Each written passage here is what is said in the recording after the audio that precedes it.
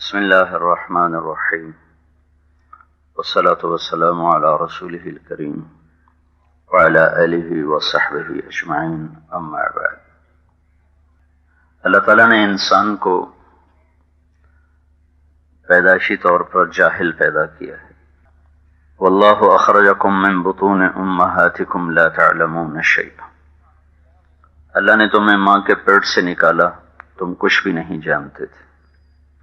پھر ہر انسان کچھ حاصل کرتا ہے، کچھ علم میں بہت آگے چلے جاتے، کچھ درمیانے ہوتے ہیں، کچھ پھر بھی ان پڑھ رہتے ہیں۔ تو دین کا علم ہو یا دنیا کا علم، دونوں کے بارے میں اللہ تعالیٰ ایک اور آیت میں ہمیں ارشاد فرماتا ہے، وَمَا أُوتِيتُم مِّنَ الْعِلْمِ إِلَّا قَلِيلًا، کہ جو علم تمہیں ملا ہے کا مطلب ہے کہ تم نے خود نہیں لیا، تمہیں دیا ہے، دینے والا تمہارا رب ہے۔ اور جس نے تمہیں دیا ہے وہ کہہ رہا ہے الا قلیلا، بہت تھوڑا ہے۔ تھوڑے علم کے ساتھ مسائل حل نہیں ہو سکتے، اس لیے تھوڑے علم والا بڑے علم والے سے مشورہ کرتا۔ یہ کاروباری لوگ ہیں تو یہ پیسہ خرچ کرتے ہیں، لیکن ہر شعبے کو یہ خود نہیں سمجھتے، تو پھر یہ ان شعبوں کے سمجھنے والے لوگوں کو تنخواہ پہ رکھتے ہیں، پھر ان سے مشورہ لیتے ہیں، پھر ان کی رائے پر یہ عمل کرتے ہیں۔ اس طرح ایک ادارہ چلتا ہے۔ وہ اس کبھی بھی جہالت کا شکار نہیں ہوتا کہ میں پیسہ لگا رہا ہوں، جو میں کہوں وہ کیا جائے۔ جو سمجھدار ہوتا ہے وہ اوروں کی سمجھ سے اپنی سمجھ کو ملا کے چلتا ہے۔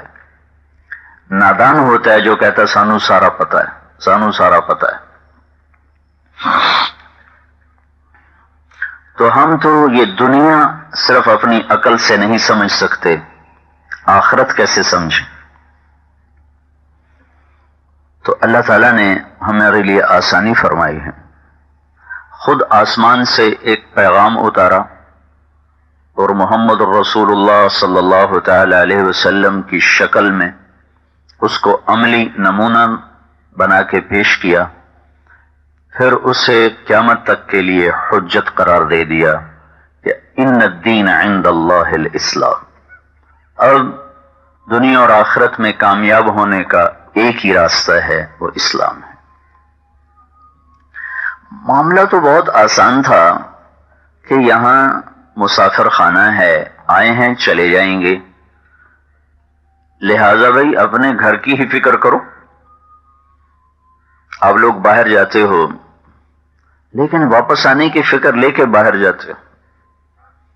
کتنے ہی خوبصورت ملک ہوں لیکن فیصل آباد کی ریزرویشن کرا کے جاتے ہو، واپس جانا ہے۔ کتنی آسان بات، کتنا ہی خوبصورت ہوٹل ہو، کبھی 2-4 دن ہے پھر چلنا ہے۔ اور یہی معاملہ آخرت کا ہے کہ بھئی یہاں ہم کچھ دن کے لیے آئے ہیں پھر چلے جانا ہے۔ ہمارے سامنے جنازہ اٹھتا ہے، قبر میں جا کے وہ دفن ہوتا ہے، پھر اس کا نشان مٹ جاتا ہے۔ 1 منٹ پہلے وہ بہت کچھ ہوتا ہے، 1 منٹ کے بعد وہ میت ہوتا ہے۔ لیکن چونکہ دنیا امتحان کی جگہ تھی تو اللہ نے بیچ میں ایک رکاوٹ ڈال دی، ایک باہر شیطان، ایک اندر نفس، ان دونوں سے لڑو اور راستہ بناؤ۔ یہ دو کیسے وار کریں گے وہ اللہ تعالیٰ نے پہلے بتا دیا۔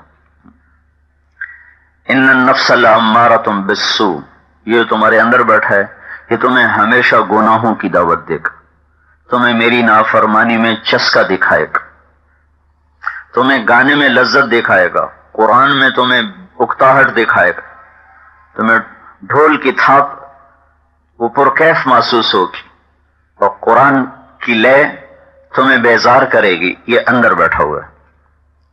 تمہیں سود میں کاروبار پھیلتا نظر آئے گا، حلال میں سکڑتا نظر آئے گا، جھوٹ بولنے میں تمہیں کام بنتے دکھائے گا، سچ بولنے میں کام بگڑتے دکھائے گا۔ یہ ایک اندر بیٹھا ہوا ہے، اور اللہ نے بتایا کہ یہ یوں تمہارے ساتھ کرے گا۔ پہلے اللہ نے بتا دیا، ایک باہر بیٹھا ہوا ہے وہ شیطان ہے، وہ کیا کرے گا؟ تو اللہ نے ہم پہ کرم فرمایا، اس کا بھی بتا دیا کہ وہ کیا کرے گا۔ اس نے کہا فَبِمَا أَغْوَيْتَنِي لَأَقْعُدَنَّ لَهُمْ صِرَاطَكَ الْمُسْتَقِيمَ، میں جو تیرے طرف راہیں جا رہے ہیں، جنت کو جو راستہ جا رہا ہے، جدھر تو اپنے بندوں کو چلانا چاہتا ہے، میں وہاں جا کے ڈیرے ڈالوں گا، خیمے گاڑ دوں گا، اور وہاں میں اپنا اڈا بناؤں گا. پھر جو ادھر جا رہے ہوں گے نا، میں ان پہ وار کروں گا. ثم لآتینہم من بین ایدیہم، آگے سے، ومن خلفہم، پیچھے سے، وعن ایمانہم، دائیں سے، وعن شمائلہم، بائیں سے. آگے سے وار، پیچھے سے وار، دائیں سے وار، بائیں سے وار.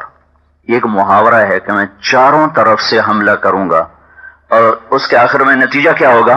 وَلَا تَجِدُ أَكْثَرَهُمْ شَاكِرِينَ. تو دیکھ لینا تیری ماننے والے تھوڑے نکلیں گے اور میرے چکر میں پھنسنے والے زیادہ نکلیں گے. تو یہ اللہ تعالیٰ نے پہلے بتایا کہ دو دشمن تمہیں روکیں گے، ورنہ معاملہ تو 2 + 2 4. یہ تو ان پڑھ بھی بتائے گا، 2 + 2 4. فیصلہ باز سے چلے جانا ہے اور قبر میں کچھ عرصہ رہنا ہے، اور پھر اس کے بعد ایک ابدی زندگی ہے جس میں یہ جنت ہے یا آگ ہے. تو اس کی تیاری کرو.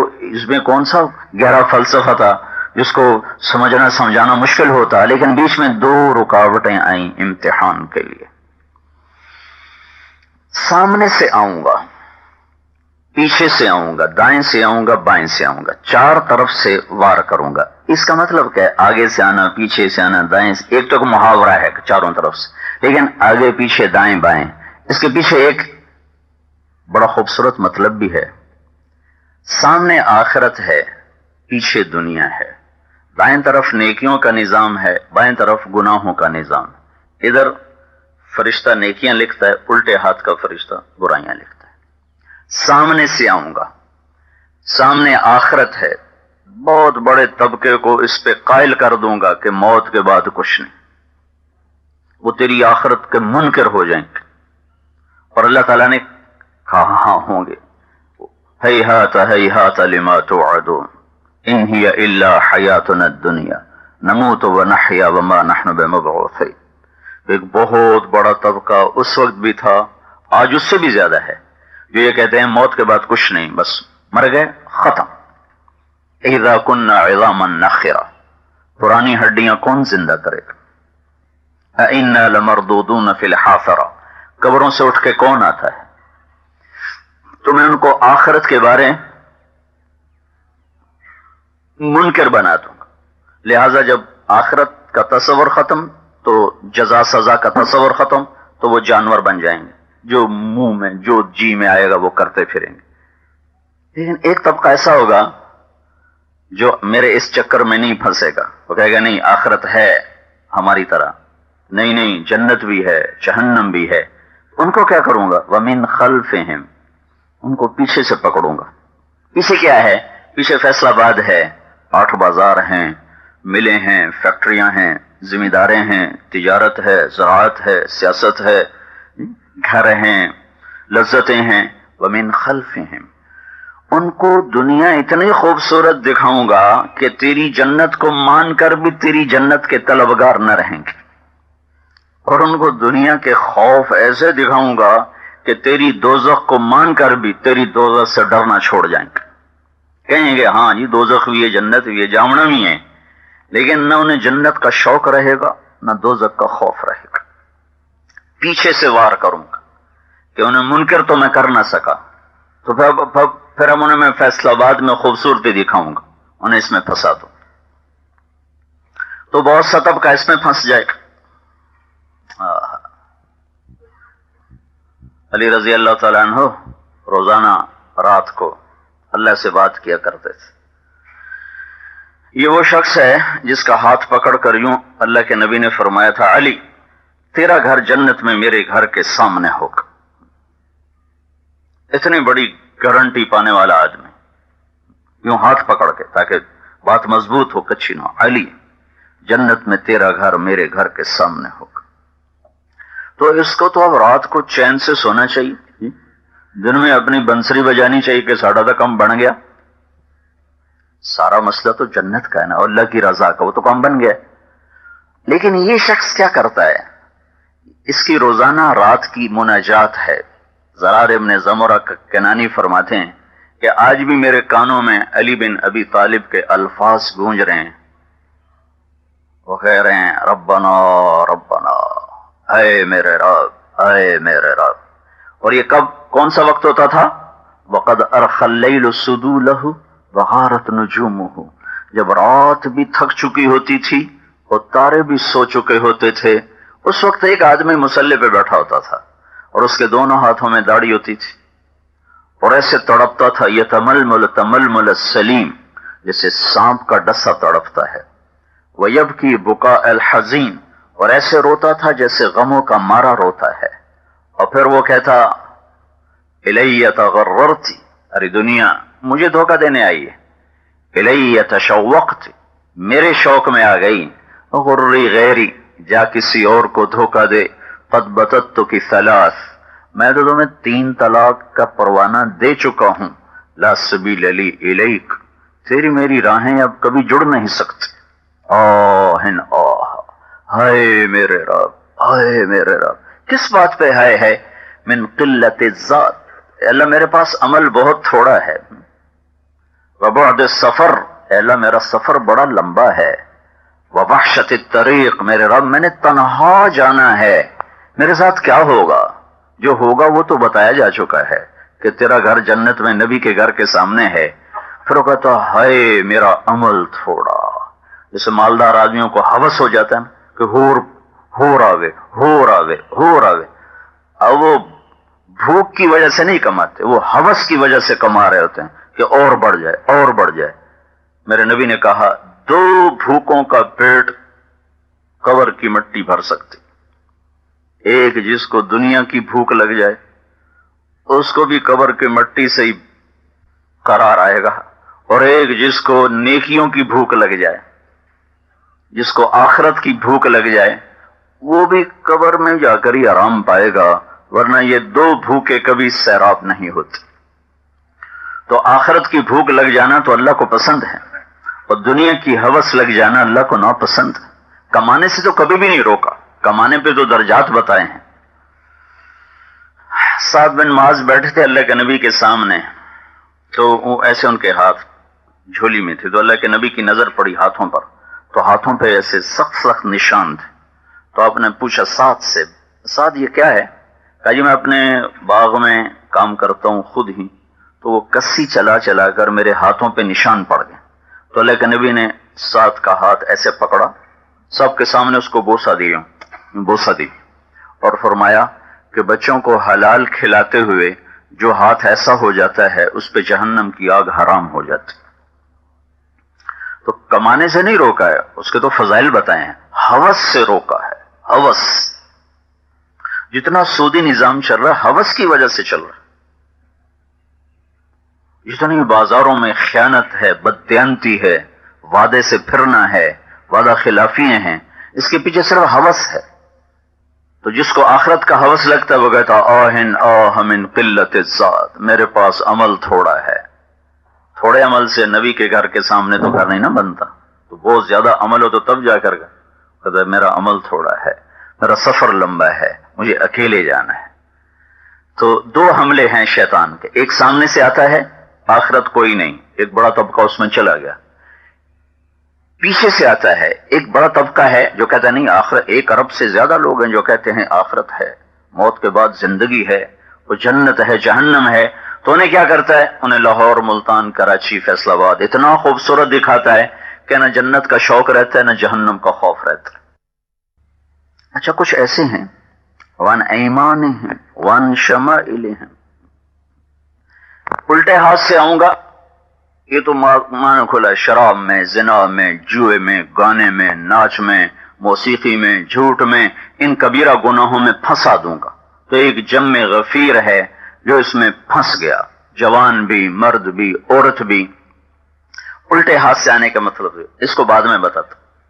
الٹے ہاتھ سے آؤں گا یعنی انہیں ان تیری نافرمانیوں میں انہیں ایسا پھنساؤں گا کہ وہ اسی کے ہو کے رہ جائیں، ہوش ہی نہیں آئے گا. وعن ایمان، یہ ایک بہت بڑا طبقہ ہے جو اس میں کبیرہ گناہوں میں گرفتار ہے، اخلاقی لحاظ سے معیشت کے گناہ، اللہ اور اس بندے کے درمیان، بندوں اور بندوں کے درمیان بے شمار شکلیں ہیں، اس میں پھنسا دیا اس نے۔ ان ایمانہم، ان ایمانہم کا دائیں طرف سے وار کروں گا۔ یہ وار کیا ہے کہ ایک طبقہ ایسا ہوگا جو آخرت کو حق مانے گا اور دنیا کے سحر میں گرفتار نہ ہوگا، وہ جنت کا طلبگار ہوگا، وہ دوزخ سے خوف زدہ ہوگا، وہ کبیرہ گناہوں سے بچتا ہوگا، وہ سود، شراب، جھوٹ، آوارگی، بدماشی، فحاشی، ناچ گانا، بے پردگی، اس سب سے دور ہوگا اور دنیا سے بے رغبت ہوگا، جنت کا شوقین ہوگا اور گناہوں سے وہ پرے ہوگا۔ تو ان ایمانہم، ان کو کیسے پکڑے گا؟ تو اللہ نے بتایا تمہیں بھی پکڑنے کا اس کے پاس ایک جال ہے، تمہیں بتا رہا ہوں، احتیاط کرنا۔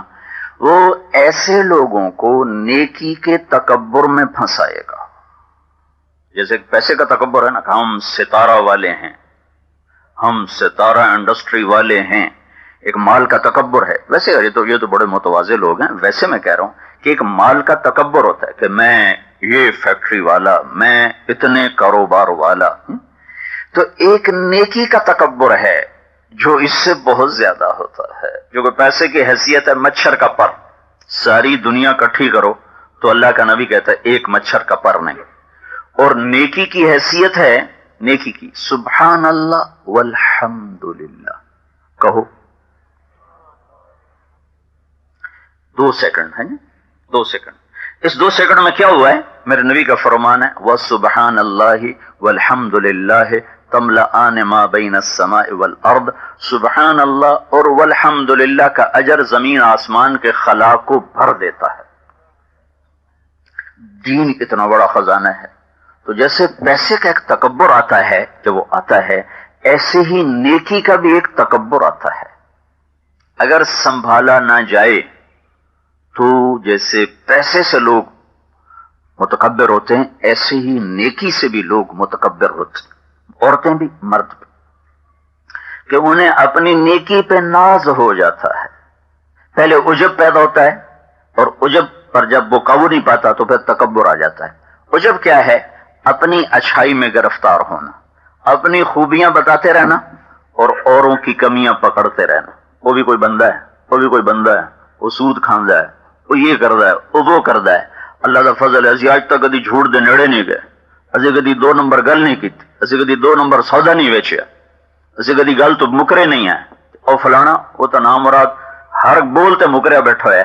اب اپنی اچھائی اور دوسرے کی برائی، جب وہ اس مرض پہ قابو نہیں پاتا تو پھر وہ تکبر کے بارڈر میں داخل ہو جاتا ہے۔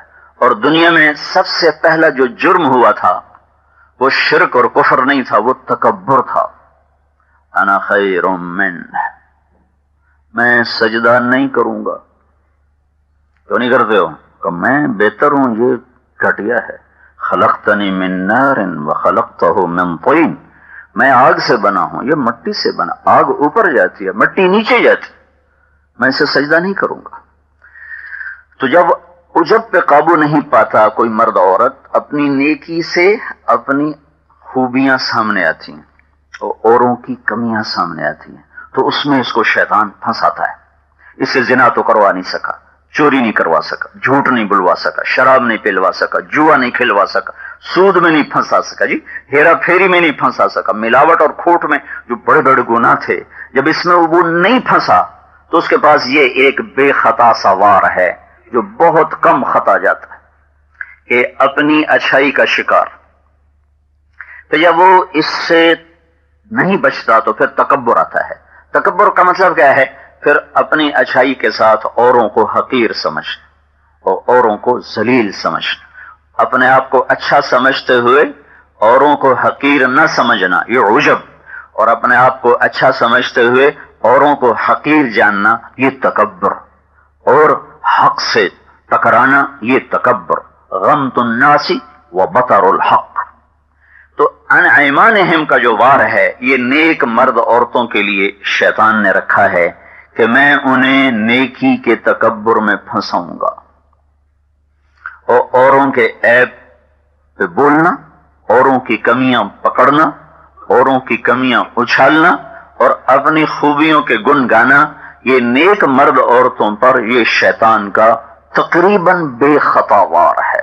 کوئی ہوتا ہے جو اس سے بچتا ہے۔ تو اللہ تعالیٰ نے پہلے بتایا کہ یہ آئے گا تم پر حملہ آور ہونے کے لیے ادھر سے، اور یہ سب سے خطرناک اس کا چھپا ہوا وار ہے۔ جو چھپا دشمن ہوتا ہے سب سے خوفناک ہوتا ہے، آستین کا سانپ۔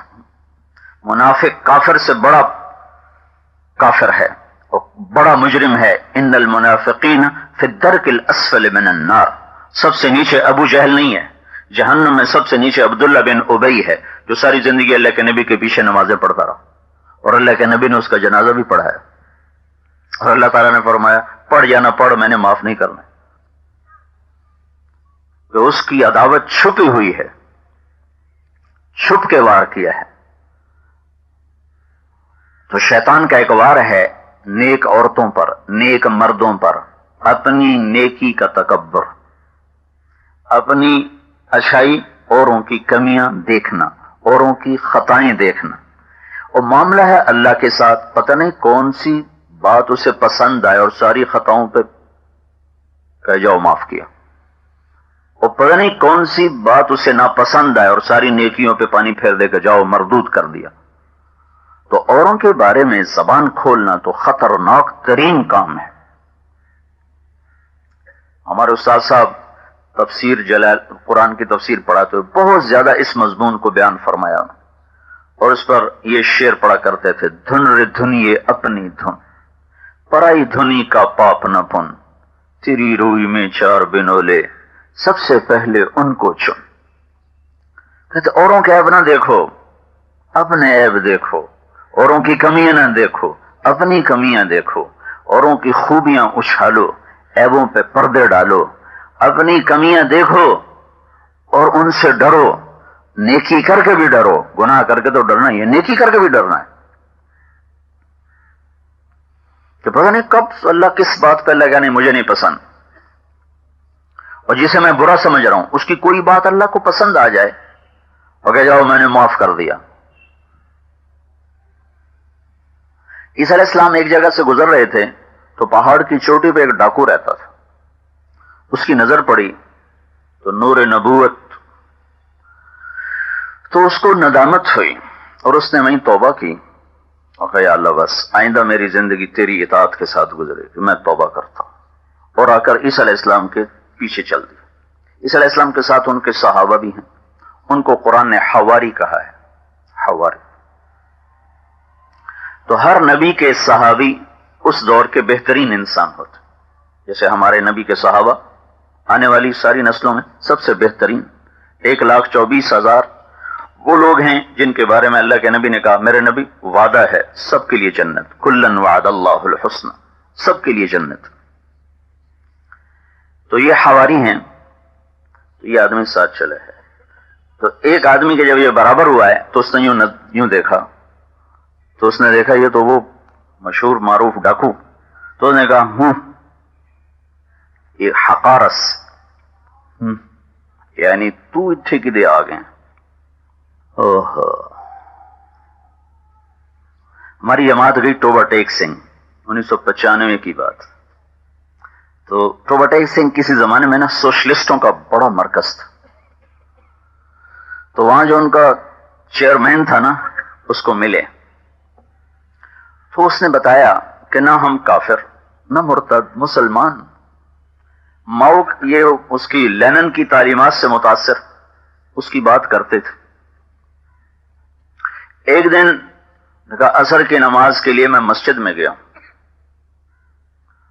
وضو میرا کونی تک ہو چکا ہے اور میں نے مسے کے لیے پانی لیا اپنے ہاتھوں میں، تو پیچھے سے امام مسجد صاحب بکھن لگے ادھر یا کتھو مسیتے بڑھایا۔ اس کی نظر پڑی، مولوی صاحب کی نظر پڑی، تو انہوں نے پیچھے سے نعرہ لگایا ادھر یا کتھو مسیتے بڑھایا، تو کہنے وہ پانی میں نے یوں ایسے ہی پھینکا اور وہاں سے اٹھا اور آج تک میں مسجد میں داخل نہیں ہوا. خیر اللہ کے فضل سے اس کو ہم لے کر آئے. ایک بندے دی گل نال اسلام چھڑ دے بھی اللہ دا بندہ، یہ بھی کوئی عقل والی گل. لیکن شیطان ہمیشہ الٹی طرف لے جاتا ہے، سیدھی طرف تو لے کر چلتا نہیں. ایک تاجر نے 3 دن لگا داڑھی رکھ لی، 6 مہینے بعد دیکھا صاف. میں کو ایک ہی کیتا ہے کہ جی سارا دن جھوٹ بولنا پمدا ہے، میں صاف کرا دی. میں کہ ہوں جھوٹ حلال ہو گیا. اللہ دا بندہ تو جھوٹ چھڈیا تو داڑھی بنا چھڈی. تو شیطان منفی طرف لے جاتا ہے، مثبت طرف لے. بھائی تو جھوٹ چھوڑ، تو نے داڑھی کیوں شیو کرا دی؟ داڑھی شیو کرانے سے اب جھوٹ بولنا حلال ہو گیا. یہ کیا شیطان نے فلسفہ چلایا ہوا ہے؟ حلال و حرام کا تعلق تو کلمے سے ہے، داڑھی سے تو نہیں. داڑھی منڈا دو تو سارے کام حلال ہو گئے، رکھ لو تو سارے حرام ہو گئے. حرام حرام ہے، حلال حلال ہے. اس کا تعلق شریعت کے ساتھ ہے، اللہ کے اوامر کے ساتھ. تو شیطان الٹا لے کے چلتا ہے. تو یہ میں بتا رہا ہوں کہ کس طرح نیکی کا تکبر، اس کی ایک دو مثالیں آپ کو پیش کروں. ایک آج کی آپ بیتی ہے. انہوں نے کہا در یہ کتھوں بڑا ہے. انہوں نے کہا میں اس کے بعد آج تک مسجد میں نہیں گیا. اور ایک آپ کو حدیث سنا رہا ہوں. انہوں نے کہا بڑا نیک پاک تو ہی دے کے دے آ گئے، جا پر ہم دفع ہو. تو اللہ تعالیٰ نے جبریل کو بھیجا. اس نے آ کر عرض کی یا نبی اللہ تعالیٰ فرما رہے ہیں آپ کے پیچھے 2 آدمی چل رہے ہیں، ایک آپ کا ساتھی ہے اور ایک میرا گناہگار بندہ ہے جو ابھی آپ کے ساتھ شریک ہوا ہے. تو میرے گناہگار بندے کو آپ خوشخبری سنائیں کہ وہ آج نئے سرے سے اپنا عمل شروع کرے، میں نے اس کے پچھلے سارے معاف کر دیے. اور آپ اپنے ساتھی کو بھی بتا دیں کہ وہ بھی آج نئے سرے سے عمل شروع کرے، میں نے اس کی ساری نیکیوں کو رد کر دیا ہے، کہ وہ ٹھیکیدار ہے میرے بندوں کا. اسے یہ اختیار کس نے دیا ہے؟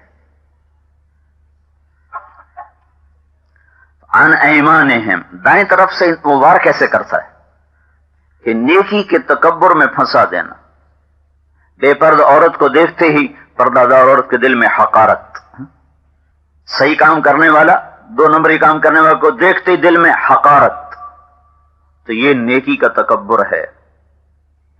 تو عن ایمانہم کا جو وار ہے بڑا خطرناک ہے کہ یہ پتہ نہیں چلتا اور وار کر جاتا ہے. شراب پینے کے لیے تو چھپنا پڑتا ہے، اور کسی کو حقیر سمجھنے کے لیے مسجد میں بیٹھ کے حقیر سمجھو، مصلی پہ بیٹھ کے حقیر سمجھو، گھر میں بیٹھ کے غیبت کرو، مصلی پہ بیٹھ کے برائی کرو، مجمع میں بیٹھ کے عیب اچھالو. لوگ سنتے ہیں. میرے نبی کی مجلس میں کسی کا عیب بیان نہیں ہو سکتا تھا، کسی کو جرت نہیں ہوتی تھی.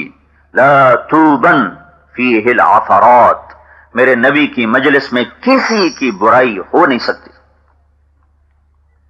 ہماری مجلسیں بھر گئیں اوروں کی برائیوں سے. عن ایمانہم، دائیں طرف سے آؤں گا. ہم بڑے دیانتدار ہیں، وہ تو ہے ہی چور. ہم نے ایک پائی حلال کمائی ہے تو ہے ہی سارا حرام خور.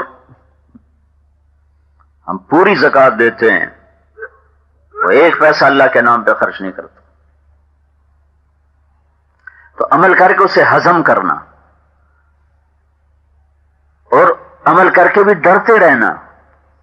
عمر بن خطاب وہ شخص ہے جس کے بارے میں اللہ کے نبی نے کہا میرے بعد کوئی نبی ہوتا تو عمر ہوتا. اور اللہ سے مانگا یا اللہ مجھے عمر عطا فرما. مانگا ہوئی ہستی. مرید اور مراد ہیں. حضرت عمر کے بارے میں آتا ہے کہ وہ مراد تھے، باقی سارے صحابہ مرید تھے اور عمر بن خطاب مراد تھے. یا اللہ ان 2 میں سے ایک کو ہدایت دے، اور میری مانتا ہے تو عمر بن خطاب کو دے. اللہم اعز الاسلام بعہد العمرین، یا اللہ 2 عمر میں سے ایک کو اسلام کی دولت دے کر اسلام کو عزت عطا فرما. اور میری رائے یہ ہے کہ عمر بن خطاب مجھے عطا فرما. بدھ کو اور جمعرات کی درمیانی رات کو آپ نے یہ دعا مانگی، اور جمعرات کو عمر بن خطاب کلمہ پڑھ چکے تھے اور نبی کے برابر میں جگہ پائی ہے. آپ مسجد میں داخل ہوئے، ادھر ابو بکر تھے ادھر عمر تھے. تو آپ سب کو آپ نے مخاطب کر کے کہا دیکھ رہے ہو، آپ نے ان کے ہاتھ پکڑے تو دیکھ رہے ہو قیامت کے دن ایسے ہی ہم اٹھائے جائیں گے، ادھر میرے ابو بکر ہوگا اور ادھر میرے عمر ہوگا، اور ہم یوں اٹھائے جائیں گے۔ حذیفہ رضی اللہ تعالیٰ عنہ ایک صحابی ہیں، ان کو اللہ کے نبی نے منافقوں کے نام بتائے تھے کہ یہ نام ہیں، کبھی کوئی ایسا نقصان پہنچنے کا اندیشہ ہو تو ان کے نام بتانا، ورنہ بس سینے میں رکھنا، بتانا نہیں کسی کو۔ تو ایک دن عمر بن خطاب حذیفہ سے پوچھ رہے ہیں، حذیفہ میرا نام منافقوں میں تو نہیں کہیں؟ ہم بڑے نیک پاک ہیں، ہم ایسے ہیں، ہم ایسے ہیں، حالانکہ ہمیں تو پتہ ہی نہیں کہ مقبول ہیں کہ مردود ہیں۔ یہ وہ شخص ہے جس کے بارے میں اللہ کا نبی کہہ رہا ہے کہ میرے بعد نبی ہوتا تو عمر ہوتا۔ وہ کتنے فضل ہیں۔ عرفات کے میدان میں آپ نے فرمایا، آخری حج جو کیا، آپ نے فرمایا اس وقت میرا اللہ میرے صحابہ پہ خوش ہو رہا ہے اور فرشتوں کے سامنے فخر کر رہا ہے، اور عمر بن خطاب پہ خاص طور پہ فخر فرما رہا ہے۔ یہ ایسا آدمی، اب پوچھ رہے ہیں میرا نام منافقوں میں تو نہیں؟ اپنی نفی ایسی، تو نیکی کر کے بھی ڈرنا، پتہ نہیں مقبول ہے کہ مردود ہے۔ نماز پڑھاتے ہوئے خنجر لگا اور کافر کے ہاتھوں لگا، شہادت کامل ہے، تو گھبرائے ہوئے تھے۔ تو علی اور حسن آئے حال پوچھنے، تو حضرت علی نے کہا کیا ہوا عمر، موت سے ڈر گئے ہو؟ کہا نہیں، موت سے نہیں ڈرا ہوں، موت کے بعد والے حالات سے ڈر رہا۔ تو کہنے لگے نہ ڈرو، میں گواہ ہوں، میرے ان کانوں نے اتنی دفعہ سنا ہے کہ گن نہیں سکتے کہ اللہ کے نبی نے فرمایا ابو بکر اور عمر یہ جنت کے بڑی عمر کے لوگوں کے سردار ہوں گے۔ تو کہنے لگے گواہی دو گے حشر میں؟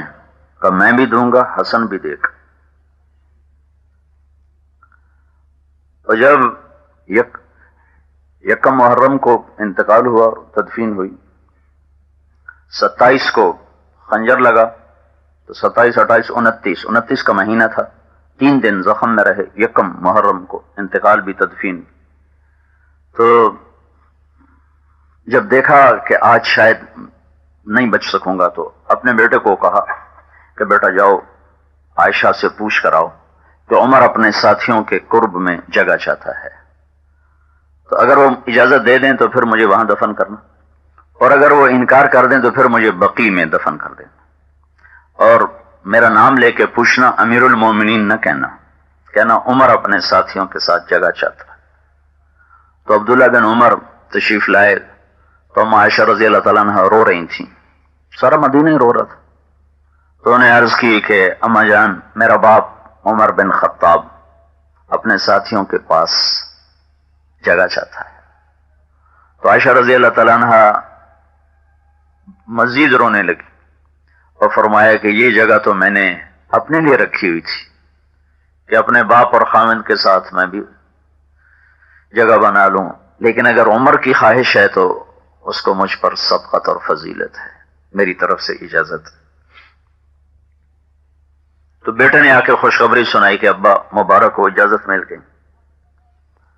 تو فرمانے لگے بیٹا ممکن ہے میری شرم میں اجازت دی ہو، تو جب میں مر جاؤں نا تو میرا جنازہ لے کر ایک دفعہ پھر دروازے پہ رکھ کر دوبارہ پوچھنا، اگر اس میرے مرنے کے بعد بھی اجازت دیں تو پھر مجھے دفن کرنا، ورنہ مجھے دوسری طرف لے جانا۔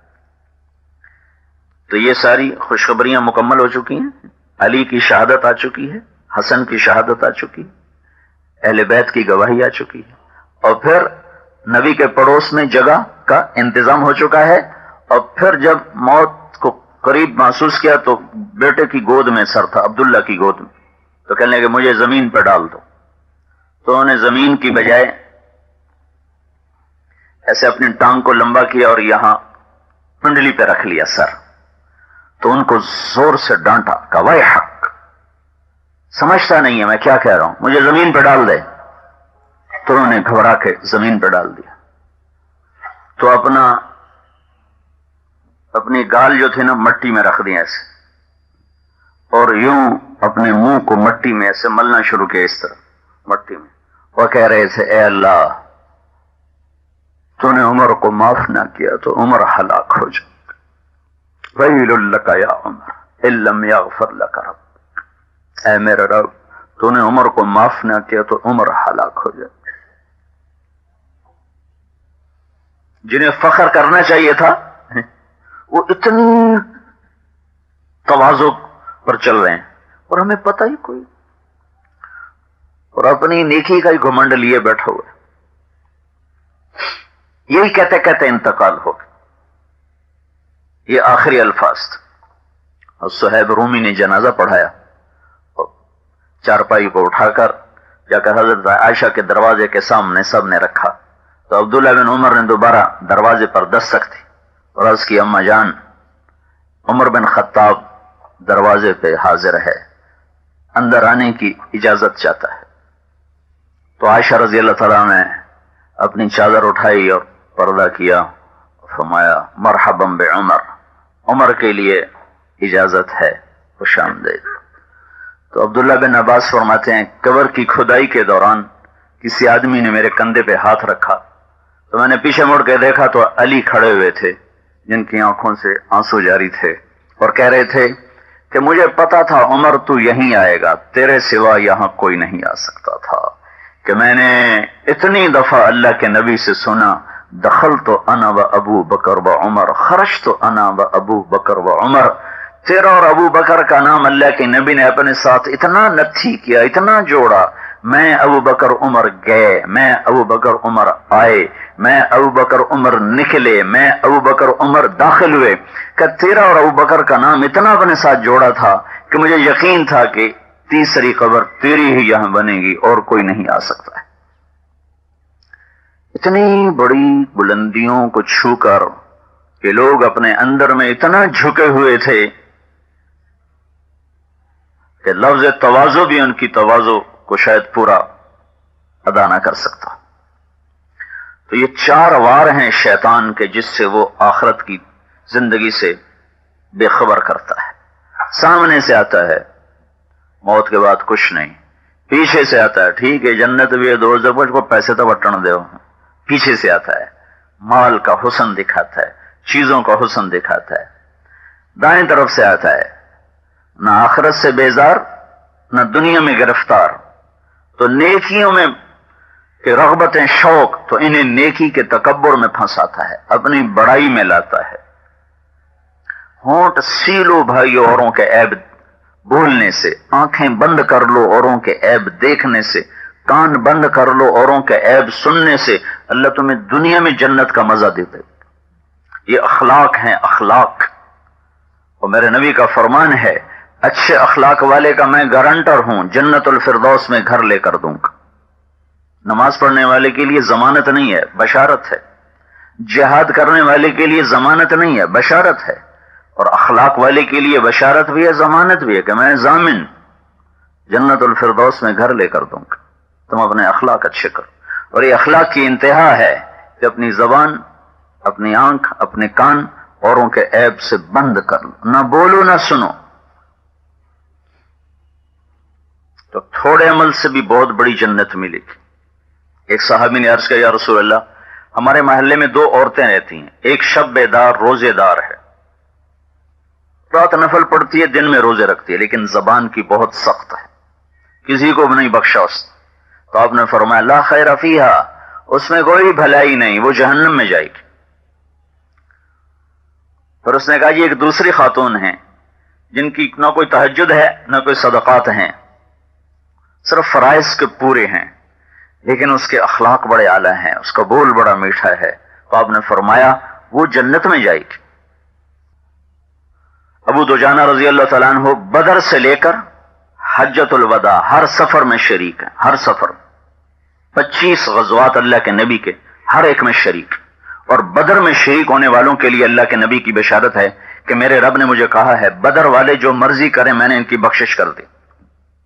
تو وہ ایک دفعہ بیمار ہوئے تو کہنے لگے میرے پاس بخشش کا ایک ہی عمل ہے اور کچھ نہیں ہے میرے پاس.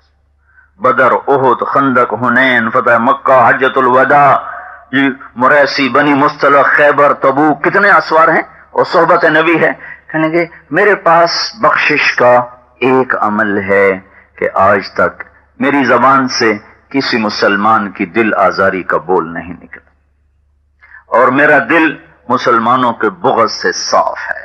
میرے دل میں کسی کا بغض نہیں ہے اور میری زبان سے کسی کی دل آزاری کا بول نہیں نکلا. بس یہ ایک عمل ہے جس پر مجھے اپنی بخشش کی امید ہے، اور یہ وہ عمل ہے جو اس وقت ہماری زندگی سے نکل چکا ہے.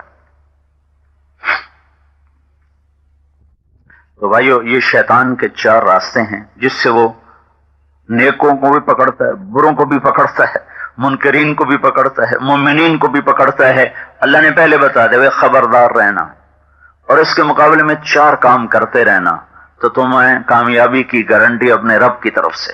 والعصر، مجھے قسم ہے زمانے کی، ان الانسان لفی خسر، ساری دنیا کے لوگ خسارے کے سمندر میں ڈوب گئے.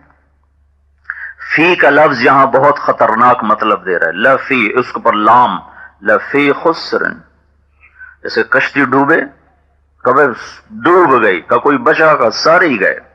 گہرا سمندر تھا، سارے ہی گئے.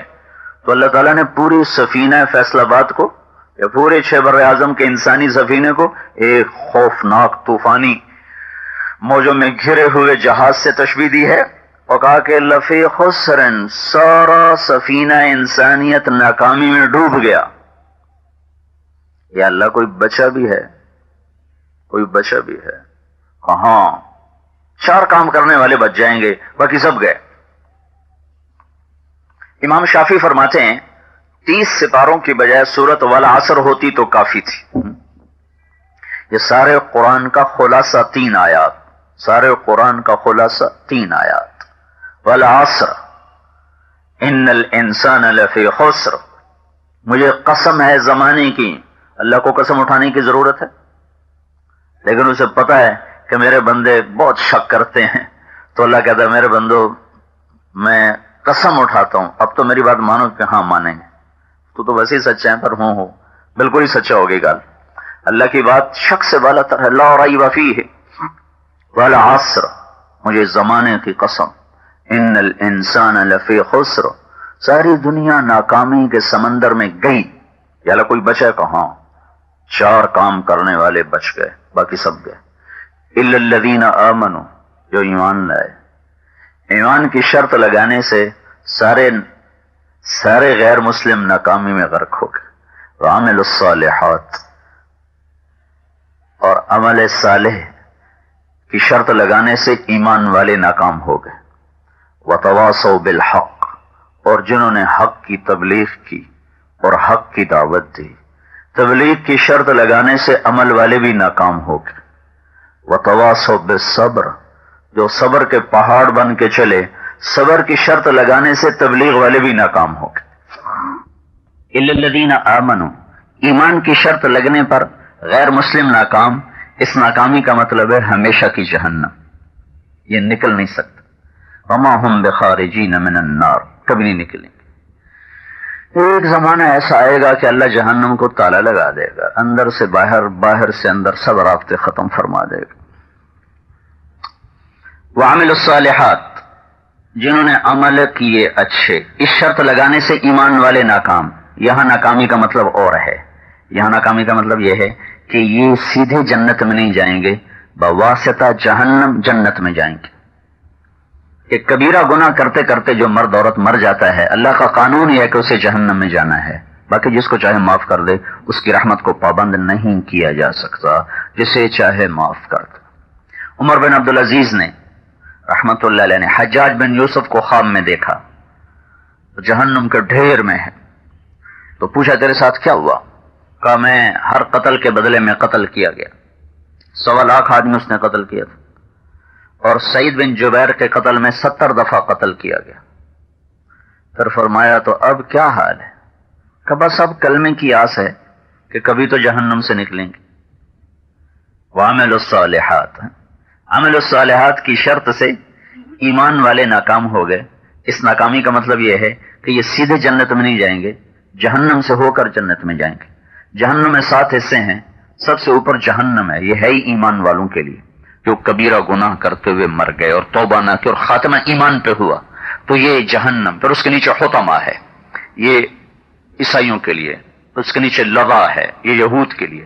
اس کے نیچے سعیر ہے، یہ مجوس کے لیے. اس کے نیچے سقر ہے، یہ صابئین کے لیے. اس کے نیچے جہیم ہے مشرکین کے لیے، اس کے نیچے حاویہ گا، جہنم میں جانے والے اپنے اپنی سزا بھگت کر نکلتے رہیں گے۔ تو عامل الصالحات کی شرط نے ایمان والوں کو جو ناکام کیا ہے وہ ہمیشہ کی جہنم نہیں، وہ سیدھا جنت میں نہ جانا ہے، ادھر سے ہو کر ادھر جائیں گے۔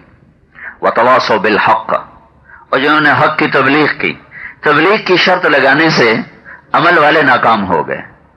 تو یہاں ناکامی کا کیا مطلب ہے؟ یہاں مطلب یہ ہے کہ یہ اونچے درجات سے محروم ہو گئے، یہ جہنم میں تو نہیں جائیں گے سیدھے جنت میں، لیکن عالی مقام اور اونچے درجات سے یہ محروم ہو جائیں گے۔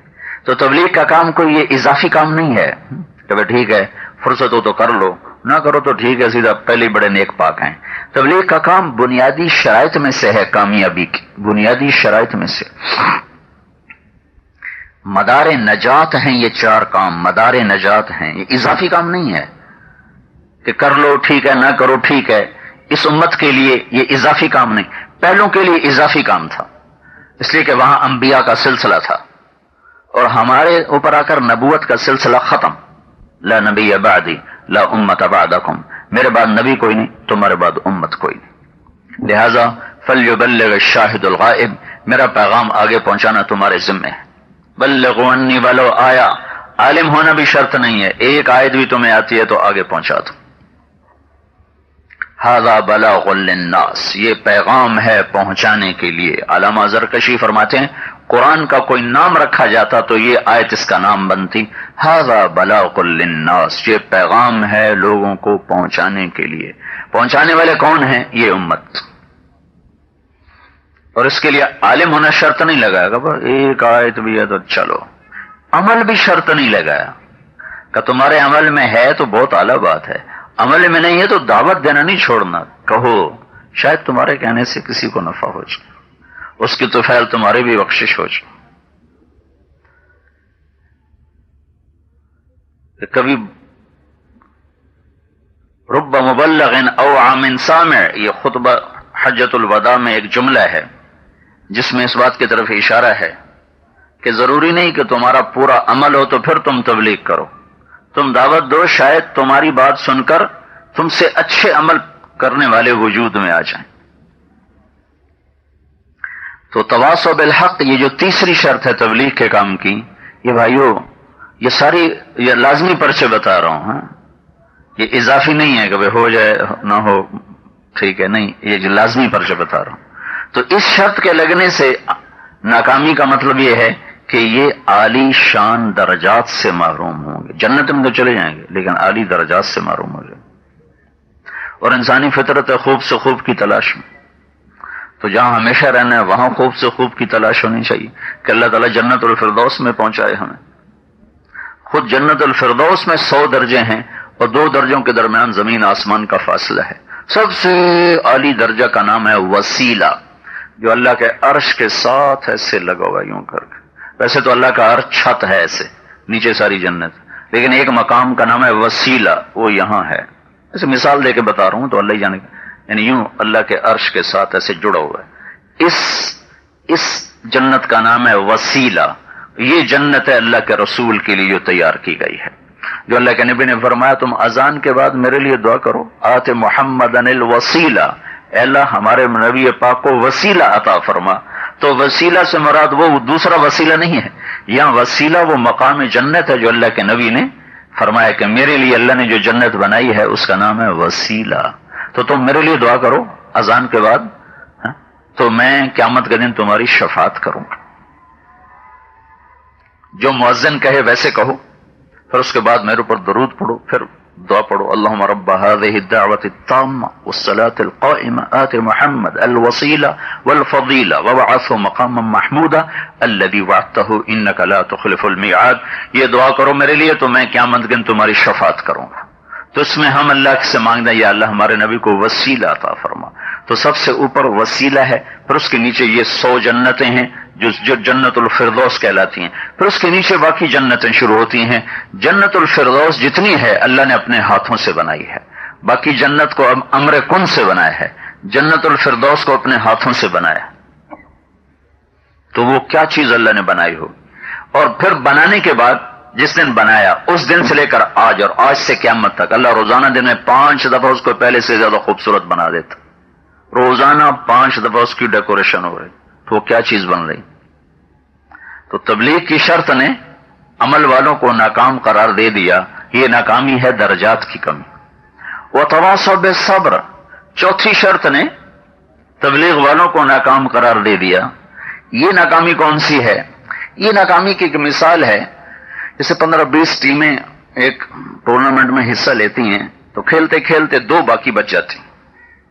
دونوں بہت اعلیٰ درجے کی ہوتی ہیں. آگے ان کا نصیب لڑتا ہے، ایک ہار جاتا ہے ایک جیت جاتا ہے. جو ہارے ہوتے ہیں نا، یہ دیکھنے میں 2 نمبر پر آئے ہیں تو ان کو خوش ہونا چاہیے کہ ہم سیکنڈ آئے ہیں، اور ان کے ملک والوں کو بھی خوش ہونا چاہیے کہ ہم دوسرے نمبر پر آئے ہیں. لیکن یہ خود بھی روتے ہیں، ان کے ملک والے بھی روتے ہیں کہ ہم ہار گئے. یہ اس رخ کو نہیں دیکھتے کہ ہم دوسرے نمبر پر آئے ہیں، وہ رخ دیکھتے ہیں کہ ٹرافی ہمارے ہاتھ میں نہیں آئی، وکٹری سٹینڈ پہ ہم نہیں کھڑے ہوئے، ہم ہار گئے.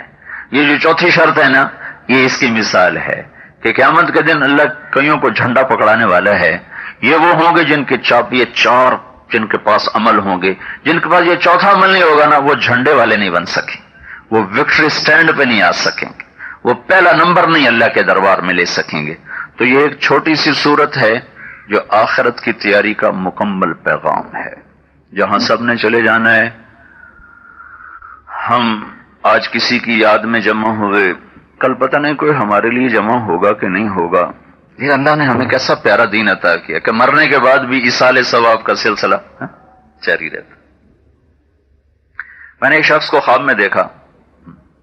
شخص میرا اپنا چچا زاد، سگا تایا زاد بھائی. تو ذمہ دارہ زندگی تھی، غفلت کی، بہت غفلت کی، اسی غفلت میں مر گئے.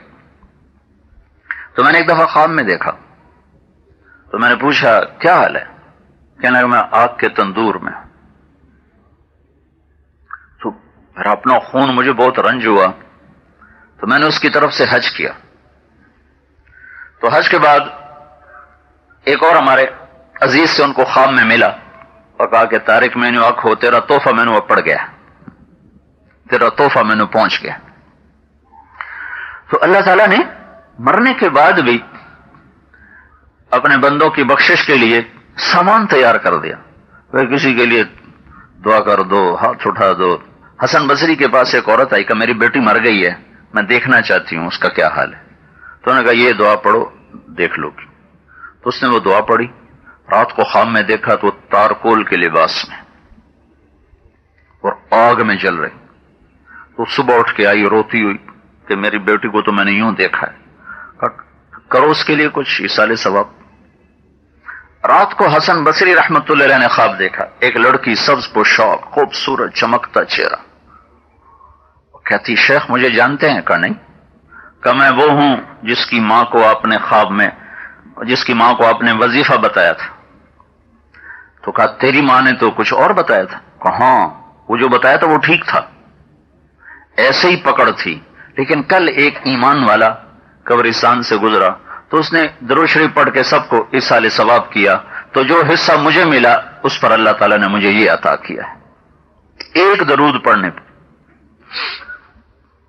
تو اللہ نے مرنے کے بعد بھی ایصال ثواب کا سلسلہ رکھا ہے. ایک آدمی اپنے عمل میں کوتا تھا، دوسروں کے ثواب پہنچتے پہنچتے پہنچتے پہنچتے اللہ تعالیٰ نے اس کو اعلی درجات عطا فرما دی. اس لیے اپنی اولاد کو صرف کاروبار نہ سکھاؤ، انہیں کچھ پڑھنا بھی سکھاؤ کہ مرنے کے بعد وہ ادھار مانگ کے طالب علم نہ بلا رہے ہوں کہ میرے ابے واسطے پڑھو، میری اماں واسطے پڑھو، وہ خود بھی پڑھنے والے ہوں. تو اللہ تعالیٰ کا بڑا کرم ہے، اس نے ہمیں ایسا طریقہ زندگی عطا فرمایا کہ مرنے کے بعد بھی ہم جانے والوں کے لیے راحت کا سبب بنتے رہتے ہیں. ابن القیم نے ایک واقعہ لکھا ہے کہ مطرف بن شخیر رحمت اللہ علیہ نے خواب دیکھا کہ قبرستان کی قبریں پھٹیں اور مردے نکلے اور کوئی چیزیں زمین پر پڑی ہیں وہ اٹھا رہے ہیں. ایک شخص نکلا اور ایک درخت کی ٹیک لگا کیسے بیٹھ گیا. یہ اس کے پاس گئے، کہنے کہ بھائی یہ سب کیا ہے؟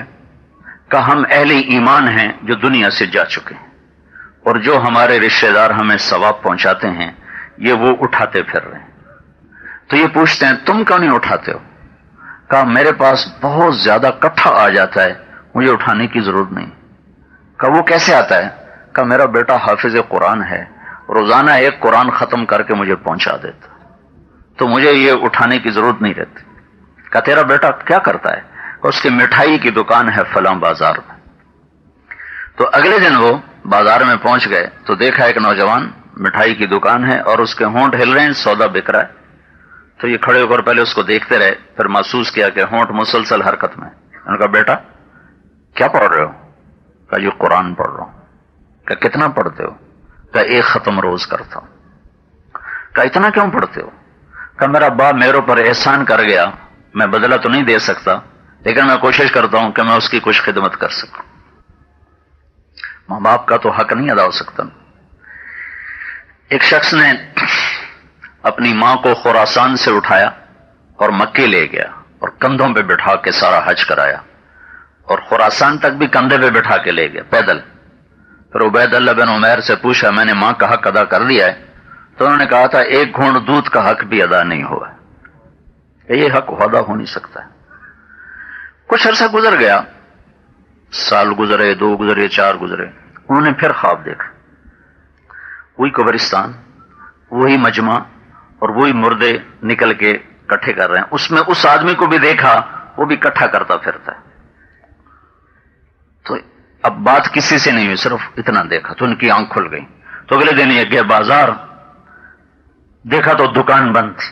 کہا بھائی یہ دکاندار کا کیا ہوا؟ کہ جس کا انتقال ہو چکا ہے، وہ پیچھے جو تھوک سے جا رہا تھا ختم ہو گیا، تو اس کو بھی ضرورت پڑ گئی اب پرچون سے اٹھانے کی۔ لاہور میں ایک فیملی تھی، 22 برس سے ان کے گھر میں جوا اور مجرا ہو رہا تھا، 22 برس۔ تو 1992 کی بات، کوئی ان کو لے کر آیا بیان میں، کلمے چوک والی مسجد میں ہماری جماعت تھی، وہاں بیان میں آئے۔ ایک بیان کو کسی وقت اللہ نے ہدایت کا وقت مقرر کیا ہوتا ہے، ایک بیان 1 گھنٹے کی میری بات تھی، اس کے بعد جو انہوں نے پلٹا کھایا کہ جب وہ واپس گئے تو ساری محفل تیار تھی تو اس نے سب کچھ اٹھوا کے پھینکوا دیا۔ اور وہ دن آج کا دن، اس گھر سے ہر نافرمانی نکل گئی، تبلیغ میں ان کے وقت لگے۔ تو 1992 میں حج پہ جا رہا تھا، کہنے کہ ہمیں بھی لے جاؤ، 2 بھائی تھے۔ میں نے کہا چلو ساتھ۔ مینا میں میں سویا ہوا، گرمی کا حج تھا بہت شدید، مئی کا حج تھا، تو میں سویا ہوا مینا میں، تو میں نے ان کے باپ کو خواب میں دیکھا۔ میں نہیں جانتا ان کا باپ کون ہے، لیکن مجھے ایسا لگ رہا ہے کہ یہ ان کا باپ ہے۔ کہہ رہا ہے کہ آپ میرے بچوں کو بتا دو کہ تمہاری نیکی مجھے پہنچنا شروع ہو گئی۔ تو بھائیو اپنی اولاد کو صرف پیسے والا نہ بناؤ، انہیں اس قابل بھی بناؤ کہ مرنے کے بعد کچھ ہماری قبر کا بھی سامان بن سکے۔ اور اس طرح زندگی گزرے کہ اچھی یادیں چھوڑ کے، اس میں ادریس کی اہلیہ، ادریس کی ماں بڑی اچھی یادیں چھوڑ کر گئی، بڑے اخلاق والی خاتون تھی، بڑے عالی اخلاق۔ عبادات ہے، اللہ سے معاملہ، اس میں بڑی سہولت ہے کیونکہ اللہ ہے ہی بے پرواہ، اور اخلاق ہیں بندوں سے معاملہ، بندے کم ظرف ہیں، یہاں معاملہ ٹائٹ ہو جاتا ہے۔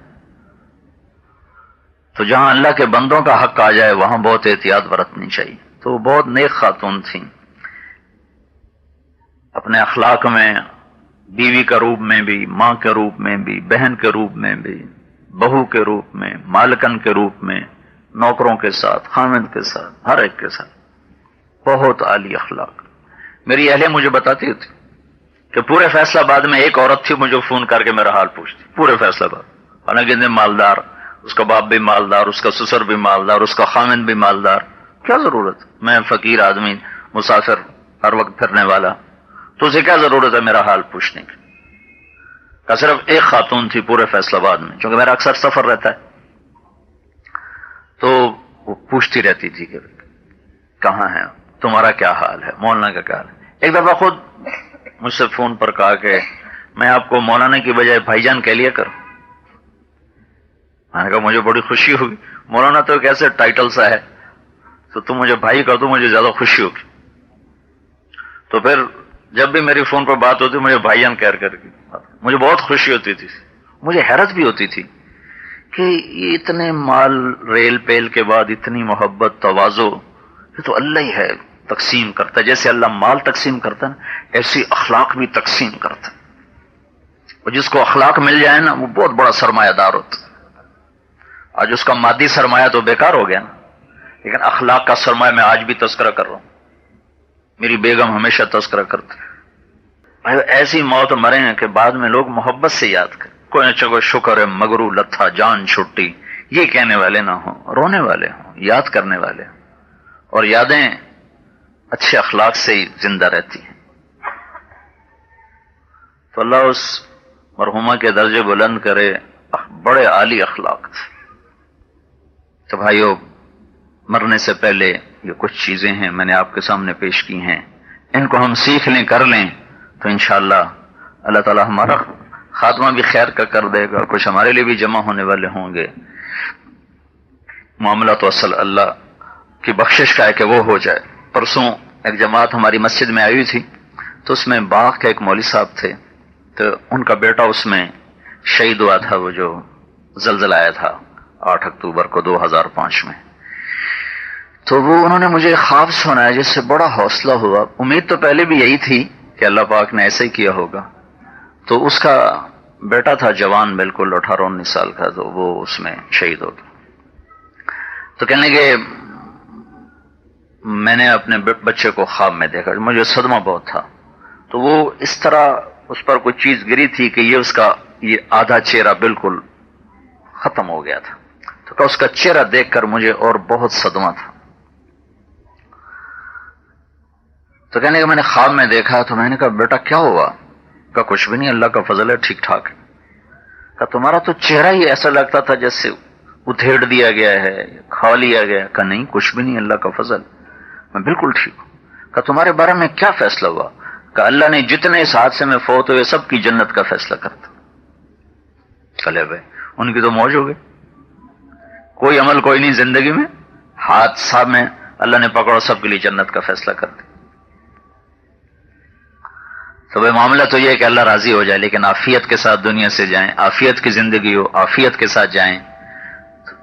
نمازوں کو زندہ کرو، آپس میں ایک دوسرے کے ساتھ برتاؤ اچھا کرو، ماحول میں آئیں، اس سے انشاءاللہ طبیعت میں نرمی پیدا ہوتی ہے، اخلاق بھی بنتے ہیں، ایمان بھی بنتا ہے۔ جمعرات کو تبلیغی مرکز اسماعیل ہے، وہاں جائیں۔ مہینے میں 3 دن ماشاءاللہ تاجروں کی جماعتیں نکلتی رہتی ہیں، محلوں سے نکلتی رہتی ہیں۔ 3 دن کی ترتیب بن جائے نکلنے کی تو اللہ کے فضل و کرم سے آہستہ آہستہ آہستہ پوری زندگی ایک رخ پر آ جائے گی۔ تو نیت کرتے ہو نا بھی سارے بھائی، ایک اللہ سے معاملہ ٹھیک کرو وہ بندگی سے ہے، ایک بندوں سے معاملہ ٹھیک کرو وہ اچھے اخلاق سے ہے۔ اسلام کی ابتدا بندگی ہے اور انتہا عالی اخلاق ہیں۔ یہ عبادت سے شروع ہوتا ہے، اخلاق پہ جا کر یہ مکمل ہوتا ہے۔ جو کرے گا اللہ اسے چمکائے گا، عزت دے گا۔ اب ایک دفعہ سورۃ فاتحہ پڑھ لو، 3 دفعہ سورہ اخلاص پڑھ لو، ہم پہ دعا کر لیتے ہیں۔ اللهم لك الحمد كما أنت أهله، فصل على محمد كما أنت أهله، وفعل بنا ما أنت أهله، إنك أهل التقوى وأهل المغفرة۔ اللهم اغفر لها ورحمها وتجاوز عنها، وأبدلها دارا خيرا من دارها، ومالا خيرا من مالها، وأهلا خيرا من أهلها، واغفر لها ورحمها ونقها من الخطايا كما ينقى الثوب الأبيض من الدنس۔ یا اللہ جتنے اہل ایمان دنیا سے اٹھ گئے ہیں سب کی بخشش فرما، درجات کو بلند فرما، اور خاص طور پر میاں ادریس کے اہلیہ اور حسیب کی والدہ، اس کے درجات مزید بلند فرما۔ جتنا ہم اس کے لیے پڑھ چکے ہیں یا تیرے نام کی چند باتیں کی ہیں سنی ہیں، یہ بھی ان کے حق میں قبول فرما کر ان کے درجات کی مزید بلندی کے فیصلے فرما، اور یا اللہ جنت الفردوس ان کے لیے مقدر فرما، اور اپنی نیک بندیوں کے ساتھ ان کا حشر فرما، اور یا اللہ اپنے محبوب بندیوں کے ساتھ ان کا حشر فرما۔ اور کریم آقا جب ہمارا دنیا سے جانے کا وقت ہو تو ہمیں بھی ایمان پہ خاتمہ نصیب فرما، ہمیں بھی ایمان پہ خاتمہ نصیب فرما۔ اور یا اللہ جو ہم سے آگے جاگ چکے ہیں اور اپنے قبروں میں اپنے گناہوں کی وجہ سے کسی پکڑ میں ہیں، تیری طرف سے سختی میں ہیں، تو اپنے فضل و کرم سے ہماری یہ فریاد ان کے حق میں قبول فرما، اور ان کی قبر کو یا اللہ تو ٹھنڈا فرما دے اور جنت کا باغ بنا دے، اور یا اللہ ان سے درگزر کا معاملہ فرما دے۔ اور اے کریم مولا، ہم جو جتنے اس وقت اہل ایمان پوری دنیا میں ہیں، ہمیں سچی توبہ نصیب فرما، اپنا تعلق نصیب فرما، اپنی محبت نصیب فرما، اپنے ساتھ بھی صحیح معاملہ کرنے کی توفیق دے، اپنے بندوں کے ساتھ بھی صحیح معاملہ کرنے کی توفیق دے۔ اور یا اللہ تو ہمارے ملک پر رحم فرما، کرم فرما، اس میں بھڑکتی ہوئی آگ اور فتنے اور فسادات، یا اللہ یہ بے گناہوں کا خون، اور یا اللہ یہ پانی کی طرح بہتا ہوا خون، اور یہ ظلم و ستم، اے کریم مولا تو اپنے فضل سے اس کو درست فرما۔ نہ یہ ہمارے حکمرانوں کے بس میں ہے، نہ سیاستدانوں کے بس میں ہے، نہ یہ فوج اور پولیس کے بس میں ہے، تیرے اپنے ارادے سے ہے۔ یا اللہ ہمارے جن گناہوں کی وجہ سے ناراض ہو کر پورے ملک کا امن لٹ گیا، اور پورے ملک کی یا اللہ بساط لپیٹ دی گئی، یا اللہ تو ہمارے وہ گناہ معاف کر دے۔ یا اللہ کہ کوئی ایک طبقہ مجرم نہیں ہے، ہم سارے ہی مجرم ہیں، ہم سب کے اجتماعی گناہوں کی وجہ سے اس ملک کا امن چین سکون ختم ہوا ہے، تو ہم سب کے گناہ معاف فرما دے، اور خاص طور پر وہ جرم جس کی وجہ سے پورے ملک میں فساد ہی فساد ہے، وہ جرم ہمارا معاف کر دے، اور ہمارے ملک کو امن کا ملک بنا دے، امن کا گہوارہ بنا دے۔ تیرے نبی نے بھی مکہ کے لیے دعا کی تھی، مدینہ کے لیے دعا کی تھی، مکے والوں کے لیے دعا کی تھی، مدینے والوں کے لیے دعا کی تھی۔ یا اللہ ہم بھی اپنے دیس والوں کے لیے، دیس کے لیے تیرے سامنے ہاتھ پھیلاتے ہیں کہ نظر کرم فرما اور رحم فرما، اور یا اللہ ہماری راہوں کو پرامن فرما۔ ہماری تو مسجدیں غیر محفوظ ہو گئیں، یا اللہ راہیں کا پرامن ہوتی۔ اپنے فضل و احسان سے چاروں صوبوں میں یا اللہ جو آگ بھڑک رہی ہے اسے اپنے رحمت کے بادلوں سے یا اللہ اپنی رحمت کی بارش برسا کر اسے یا اللہ بجھا دے، امن محبت الفت قائم فرما دے، اور ظلم و ستم کی فضا کو ختم فرما دے، ظلم و ستم کی فضا کو ختم فرما دے، ظلم و ستم کی فضا کو ختم فرما دے۔